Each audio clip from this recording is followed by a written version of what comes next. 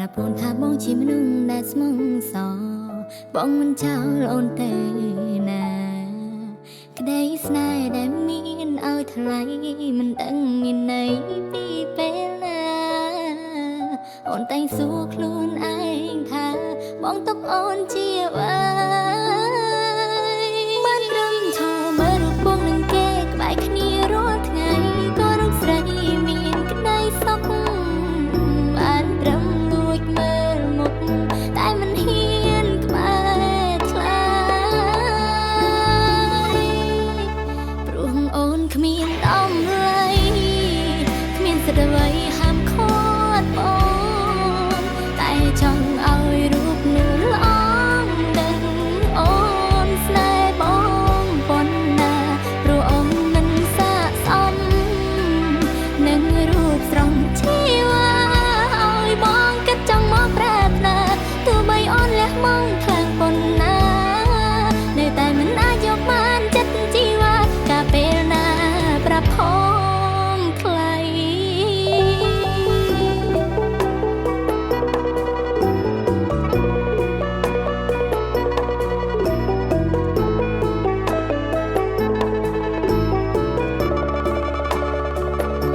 បានត្រឹមថោមើលរូបបងនឹងគេក្បែរគ្នារាល់ថ្ងៃក៏រូបស្រីមានក្តីសុខបានត្រឹមលួចមើលមុខតែមិនហ៊ានក្បែរខ្លាយព្រោះអូនគ្មានតម្លៃគ្មានសិទ្ធិអ្វីហាមឃាត់បងតែចង់ឲ្យរូបនោះល្អដឹងអូនស្នេហ៍បងប៉ុណ្ណាព្រោះអូនមិនស័ក្តិសមនឹងរូបស្រស់ជីវ៉ា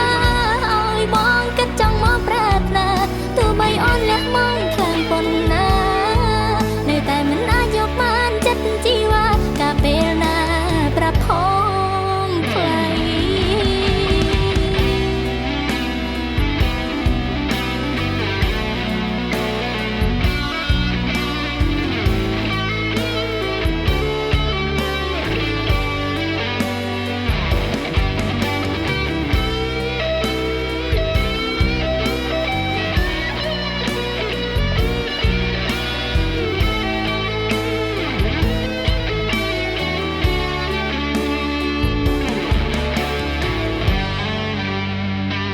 បានត្រឹមឈរមើលរូបបងនឹងគេក្បែរគ្នារាល់ថ្ងៃក៏រូបស្រី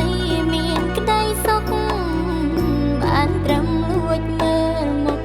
តែមិនហ៊ានក្បែរខ្លាយ